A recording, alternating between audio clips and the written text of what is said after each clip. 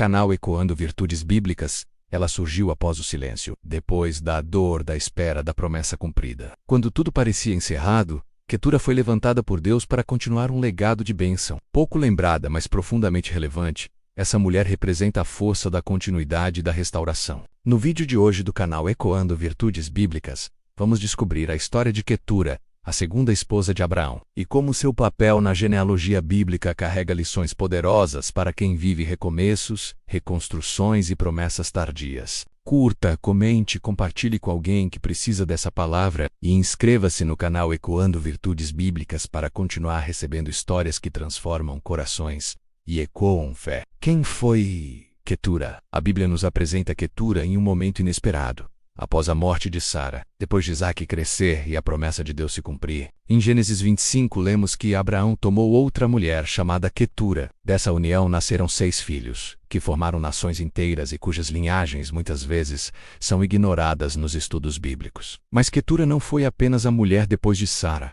Ela representa uma fase restaurada da vida de Abraão. Uma segunda chance, um tempo de fertilidade e propósito mesmo na velhice. Seu nome, que significa perfume ou incenso, já aponta para um papel especial. Ela foi aroma suave em um tempo novo. A Bíblia diz pouco sobre Ketura, mas o que diz é suficiente para extrair verdades profundas. Ela não foi uma personagem de palco principal, mas foi instrumento de continuidade. Ela gerou filhos, deu origem a povos e manteve viva a aliança de bênção sobre os descendentes de Abraão. Contexto bíblico. Histórico e cultural. Ketura aparece em Gênesis 25, 1-4 e também é mencionada em 1 Crônicas 1 e 32 e 33.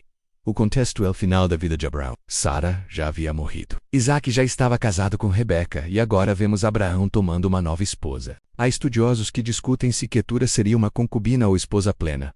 Mas o termo usado em Gênesis esposa aponta para um novo casamento legítimo. O próprio texto de Crônicas a chama de concubina, o que pode indicar uma união posterior em um tempo menos formal, mas com plena aceitação. Historicamente, isso revela algo valioso mesmo na velhice. As pessoas ainda podiam gerar frutos, espiritualmente e fisicamente. Abraão, com mais de 100 anos, ainda produziu descendência, mostrando que Deus não está limitado pela idade ou pelas expectativas humanas. Ketura gerou 6 filhos: Zinhan, Joksam, Medam, Midian, Mesbaquiço. Entre eles, destacamos Midian, de onde viria a nação midianita com papel importante mais tarde na história de Moisés. Seus filhos representam povos e nações árabes que se espalharam pelo Oriente Médio, ligando Ketura às raízes étnicas e culturais de diversas regiões. Ela também representa as bênçãos que vão além da promessa central. Se Isaque era o filho da promessa, os filhos de Ketura eram frutos da abundância. O Senhor não apenas cumpre o que promete, ele multiplica. E Ketura foi parte dessa multiplicação graciosa. A mulher do silêncio que frutifica tarde. O nome de Ketura surge como um sopro suave no final de uma longa jornada. Ela aparece nas escrituras de forma discreta,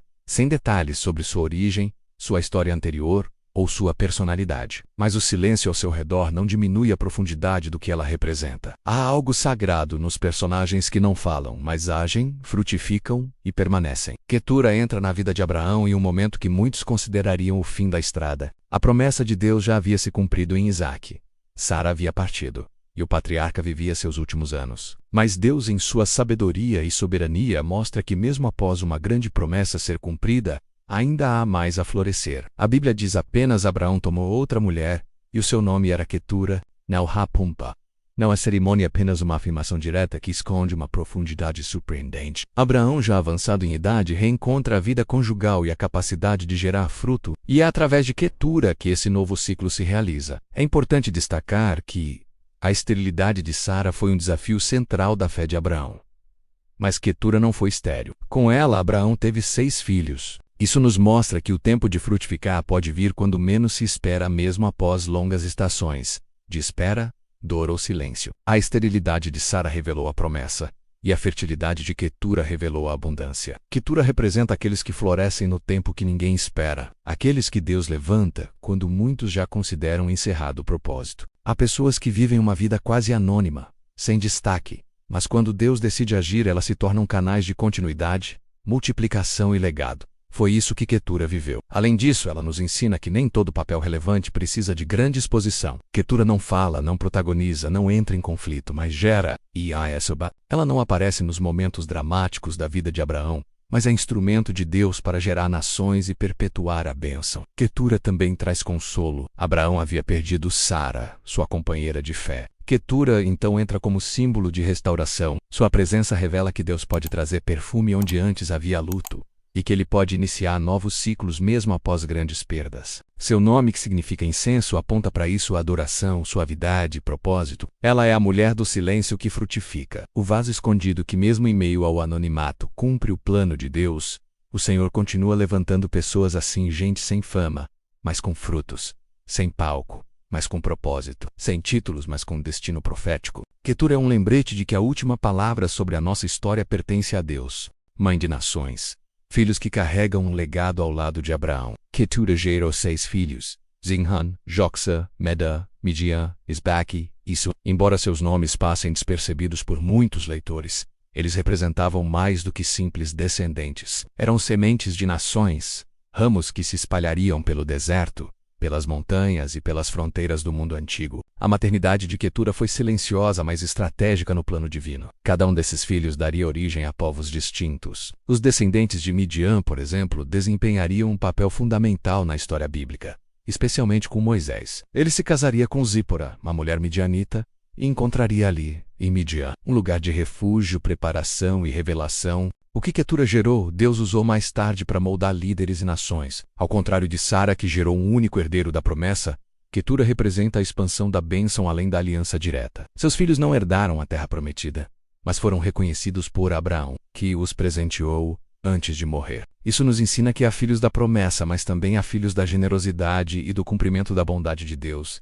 A maternidade de Quetura reflete o aspecto abundante de Deus. Ele não age apenas no necessário, mas no abundante. Ele não apenas cumpre a promessa, ele multiplica o legado. E essa multiplicação se manifesta na vida daqueles que permanecem fiéis mesmo quando ninguém os nota. Quetura não apenas gerou filhos, ela criou laços. Sua presença trouxe equilíbrio nos últimos anos de Abraão. Ela foi companheira, mãe e herança silenciosa. Ao contrário de Hagar, cuja relação com Sara foi marcada por conflitos, Quetura parece em paz. Como alguém que compreendia seu lugar no plano eterno de Deus, a vida dela ensina que há glória em ser instrumento de transição. Ela não rivalizou com a história anterior, não apagou o que veio antes, mas deu continuidade ao plano eterno. Em tempos de competição e vaidade, Quetura nos lembra que servir silenciosamente ao propósito de Deus é honra suficiente. Mesmo após a morte de Abraão, a marca de Quetura permanecia nos filhos que ela deixou. Eles levaram consigo o nome do patriarca e os princípios herdados em silêncio. Ela foi mãe de nações, sem palco, sem título, mas com frutos. Frutos que atravessaram gerações e tocaram histórias maiores. E é assim que Deus trabalha. Às vezes Ele usa os esquecidos para marcar a eternidade. Quetura foi uma dessas mulheres,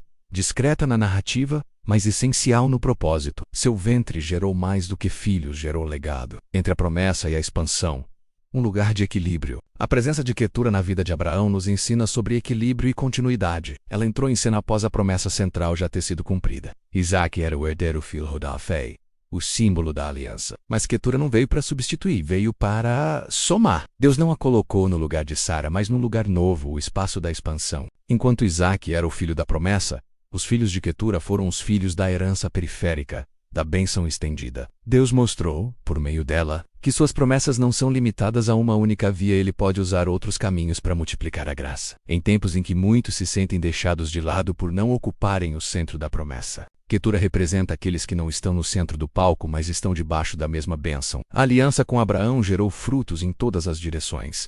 Isaac herdou a terra. Os filhos de Quetura herdaram povos e destinos. Há algo de muito belo nessa figura, a mulher que aparece no fim da história, mas que inaugura novos começos. O seu nome, perfume, é profético. Ela foi um aroma agradável de Deus sobre a casa de Abraão nos dias finais. Uma recordação de que o Pai não encerra suas obras antes do tempo. Abraão honrou Quetura. Embora Isaac fosse o herdeiro principal, os filhos de Quetura não foram ignorados. Não há filhos esquecidos aos olhos de Deus. Hoje, muitos cristãos vivem no dilema entre promessa e expansão. Sentem-se frustrados por não serem como Isaac, e se esquecem de que os filhos de Quetura também fizeram parte da história. Deus nos ensina a valorizar os caminhos menos evidentes, os papéis menos exaltados, os servos menos aplaudidos. Quetura é símbolo de equilíbrio espiritual. Nem substituição, nem competição, mas soma. Em um tempo onde tantos competem por visibilidade, sua vida nos convida a viver com humildade, frutificar em silêncio e confiar no Deus que vê tudo. Ela habitou entre o fim de uma história e o início de outra, uma ponte entre promessas e povos, entre legado e expansão. Ketura nos ensina que não importa quando Deus nos chama, importa que sejamos fiéis quando Ele nos levantar. Quando o silêncio fala, o valor das histórias escondidas à Bíblia é cheia de nomes que brilham em cada página, cujas palavras e feitos enchem capítulos inteiros. Mas há também os personagens silenciosos, aqueles que surgem brevemente, sem longos discursos, mas com uma presença marcante. Ketura é uma dessas personagens. Ela não diz uma única palavra nas Escrituras, mas seu silêncio grita ensinamentos poderosos. Em um mundo que valoriza visibilidade, palco e prestígio, Ketura ensina que nem toda relevância está ligada à exposição. Ela não teve visões registradas, não profetizou, não confrontou reis, mas ela gerou, construiu, apoiou, entregou. E isso foi suficiente para que Deus registrasse seu nome na linhagem de nações. Quantas pessoas vivem o propósito de Deus de forma anônima? Quantas mães, líderes, intercessoras, mulheres e homens de oração vivem nos bastidores espirituais, sustentando heranças que só serão vistas pelas próximas gerações? Ketura representa todos eles os que não são vistos, mas são essenciais. Seu silêncio não foi vazio, foi cheio de sentido. Ela foi presença, foi abrigo, foi continuidade. Ela apareceu no tempo de maturidade de Abraão, quando o patriarca já conhecia o Deus que chama, guia, prova e cumpre. Nesse estágio da vida, Deus lhe deu uma mulher que não precisaria de destaque, mas de fidelidade. Ketura não disputou espaço com o passado. Ela não surgiu para apagar a memória de Sara, nem para disputar herança com Isaac. Ela encontrou seu lugar na história, sem brigar por ele. E isso é algo raro. Pessoas que aceitam o papel que Deus lhes deu, sem invejar o papel dos outros. Esse comportamento silencioso é poderoso. O Espírito Santo trabalha assim, calmo, discreto, mas com frutos duradouros. O mesmo Espírito que pairava sobre as águas, que desceu como pomba, que move o coração sem alarde, também move pessoas como Ketura. Nos nossos dias, onde a busca por reconhecimento é tão intensa, a história de Ketura vem como um perfume suave e contracultural. Ela nos convida a viver com simplicidade, mas com propósito, a trabalhar para o reino sem esperar aplausos, a gerar frutos, mesmo que ninguém veja. Seu nome, preservado por Deus nas Escrituras, prova que o céu registra os que frutificam em silêncio. Suas ações ecoaram nas gerações futuras, e sua existência foi fundamental para cumprir os planos eternos. O silêncio de Ketura não foi ausência, foi obediência silenciosa. E isso basta diante de Deus, perfume de eternidade, Ketura e a promessa que permanece. Quando Gênesis encerra a história de Abraão, ele é retratado como um homem completo. Viveu a promessa, obedeceu com fé, e deixou descendentes conforme Deus prometera. Mas Deus não terminou com Sara. Ele também selou a última fase de Abraão com Ketura, um símbolo de que até os últimos capítulos podem ser férteis e cheios de sentido. Ketura foi como o incenso que se queima no fim da cerimônia, o perfume que permanece no ambiente após a adoração. Sua presença foi discreta, mas poderosa. Seu nome significa perfume, e seu papel encerra a narrativa de Abraão com dignidade e multiplicação. O Senhor nos mostra com isso que nada está perdido enquanto há vida. Abraão já era velho, sua missão principal parecia encerrada, mas Deus ainda tinha mais a revelar. E Ketura foi o vaso que carregou esse mais de Deus, uma segunda fase, uma nova estação, uma colheita tardia. Seus filhos representaram novas possibilidades. A bênção que estava sobre Abraão não era limitada a Isaac. Ela se espalhou, foi além, e Ketura participou dessa expansão. Isso nos ensina que Deus é especialista em incluir, ampliar e surpreender. Ele nos dá papéis, quando achamos que já estamos fora da cena. O perfume de Ketura continua no ar. Ele fala sobre recomeço, sobre reconstrução depois do luto, sobre esperança além das promessas centrais. Sua história ecoa para todos que acham que já viveram o melhor de Deus, quando na verdade, Ele ainda reserva frutos inesperados. Assim como Ketura, há pessoas sendo levantadas por Deus em estágios avançados da vida. Gente que acha que já terminou, mas que ainda vai gerar bênçãos. Deus está ativando Keturas espirituais. Vidas que frutificarão em silêncio. Sem competição, mas com eternidade nos frutos. No final, não importa quantos versículos falam sobre você. Importa se a sua vida carrega o perfume da obediência, da humildade e da frutificação. Ketura nos deixa essa lição.